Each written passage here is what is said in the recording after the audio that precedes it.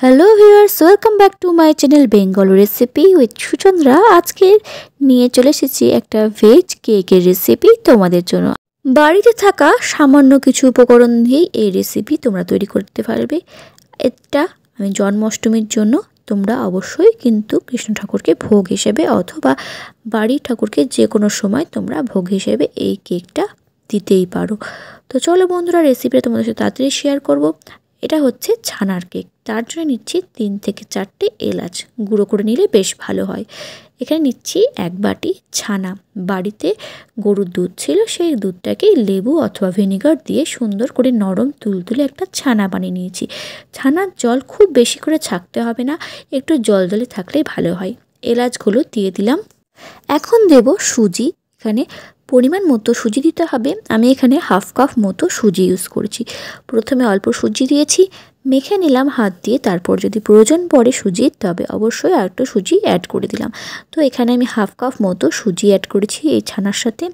এরপর আমি বেশ ভালো করে মেখে নিয়ে আমি এখন 1 থেকে 2 ঘন্টা পর্যন্ত এটা রেখে দেবো। তো আমি এখানে জলটা কম হওয়ায় আমি একটু এমনি জল দিয়ে দিলাম। আর এখানে পরিমাণ মতো চিনি দিতে হবে। আমি 1 কাপ মতো ভর্তি 1 কাপ মতো চিনি অ্যাড করে দিয়েছি। এখন এই চিনি, সুজি, এলাচ আর ছানাটাকে বেশ ভালো করে হাত দিয়ে আমি মেখে নেব। মেখে নিয়ে 1 থেকে 2 ঘন্টা পর্যন্ত সুজিটাকে আমরা ভিজতে দেব। চলো বন্ধুরা, আমরা এখন ভালো করে মাখা হয়ে গেলে এটা ঢেকে রেখে দেব 1 থেকে 2 ঘন্টা পর্যন্ত।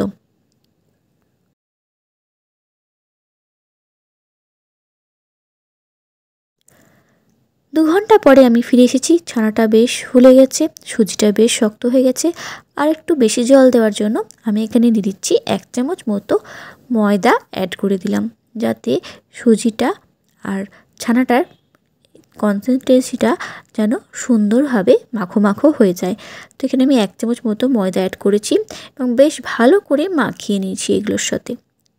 এখন চলো এই ছানার কেকটা আমি বাড়িতে তৈরি করে নিচ্ছি। সামনে ছিল আমাদের একটা জঙ্গলের মতো জায়গা, সেখান থেকে আমি দৌড়ে গিয়ে কলা পাতা তুলে নিয়ে চলে আসলাম। সেই কলা পাতাটাকে বেশ ভালো করে ধুয়ে নিলাম, ধুয়ে পরিষ্কার করে মুছে নিলাম। এরপরে আমি এটা আমার ছানার কেকের রেসিপিতে অবশ্যই অ্যাড করে দেবো। তো চলো বন্ধুরা, কেমন করে অ্যাড করছি দেখে নিই। এখানে ঘি দিলাম, একটা অ্যালুমিনিয়ামের বাটির মধ্যে ঘিটা দিয়ে বেশ ভালো করে মাখিয়ে নিলাম। এরপরে আমি কলা পাতাটার মধ্যেও বেশ ভালো করে ঘি মাখিয়ে নেব। তার আগে কলা পাতাটাকে বেশ মাপ করে কেটে ফেলব, যাতে এই বাটির মধ্যে সুন্দরভাবে ঢুকে যায় কলা পাতাটা।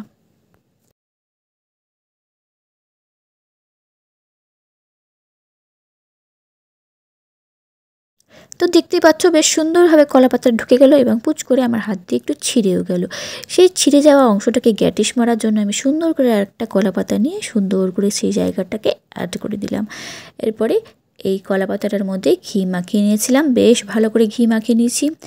এরপরে আরেকটু কলা পাতা নিয়ে বেশ সুন্দর করে সেটিং করে দেবো, যাতে ছানাগুলো এদিক ওদিক দিয়ে বেরিয়ে না যায়। দেখো এভাবে সুন্দর করে কলা পাতাগুলো আমি বাটির মধ্যে সাজিয়ে নিয়েছি। এরপরে বেশ ঘি দিয়ে মাখো মাখো করে কলা পাতাটাকে মাখিয়ে নেব।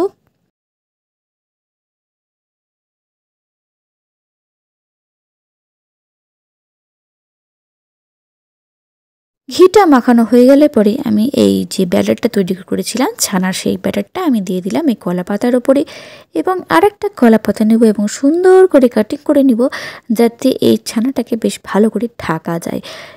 সেজন্য চলো কলা পাতাটাকে বেশ সুন্দর করে মাপ করে নিয়ে কাটিং করে নিই।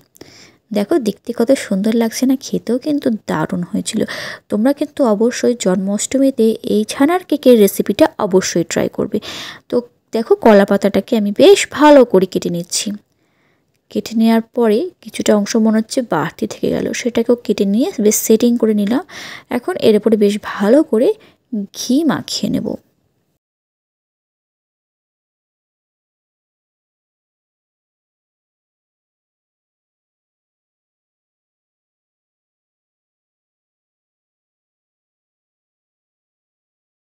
ঘি মাখানো হয়ে গেলে পরে আমি কলা পাতাটাকে সুন্দর করে সেটিং করে ছানার উপরে সেটিং করে দিচ্ছি।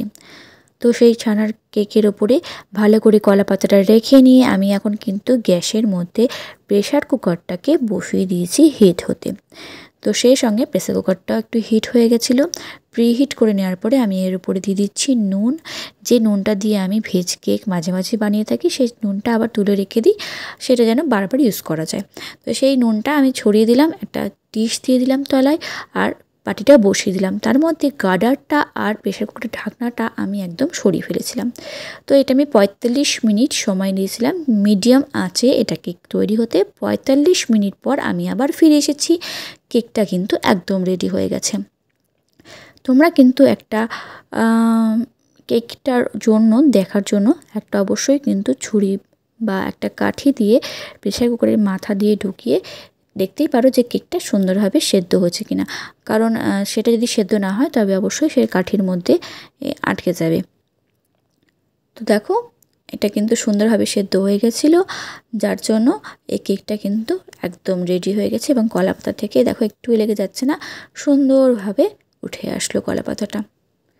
তো আমাদের ছানার কেক কিন্তু একদম পুরোপুরি রেডি হয়ে গেছে। আমি এখন পিস করে তোমাদেরকে দেখাবো যে দোকানের মতো ছানার কেক তৈরি হয়েছে কিনা। তোমরা চাইলে পরে যদি গ্যাসের আঁচটা খুবই কম থাকে তাহলে অবশ্যই কিন্তু ফ্লেমটা একটু বাড়িয়ে দিও এবং মাঝে মাঝে দেখো যে কেকটা হয়েছে কিনা, তাহলে কালারটাও কিন্তু দারুণ আসবে। দেখো কেকটা কিন্তু একদম পারফেক্টলি রেডি হয়ে গেছে। তো চলো এখন এক কামড় খেয়ে তোমাদেরকে অবশ্যই দেখাবো। তার আগে কিছুটা ফটোশ্যুট করে নিই আমি। দেখো আমার পুচকিটাকে আগে দিয়েছি এবং ও খেয়ে বলছে দারুণ হয়েছে। তো এখন দেখতে থাকো এই ছানার কেকের রেসিপিটা তৈরি করার পরে আমি একটু ফটোশ্যুট করে নিচ্ছি। ভিতরটা কেমন হয়েছে অবশ্যই দেখে বলবে এবং বাড়িতে বানিয়ে বলবে যে এই ছানার কেকের রেসিপিটা তোমাদের বাড়িতে কেমন হয়েছিল। আর অবশ্যই কিন্তু তোমরা জন্মাষ্টমীতে কৃষ্ণ ঠাকুরকে এই ছানার কেক ভোগ লাগাতে ভুলো না যেন। বাইরে থেকে কিনে আনার থেকে বাড়িতেই তৈরি করো, যাতে হেলদি, টেস্টি এবং প্রভুর জন্য একটা সুন্দর উপহারও তোমরা তৈরি করে ফেলতে পারবে। আজকের মতো আসি তবে, টাটা বাই বাই।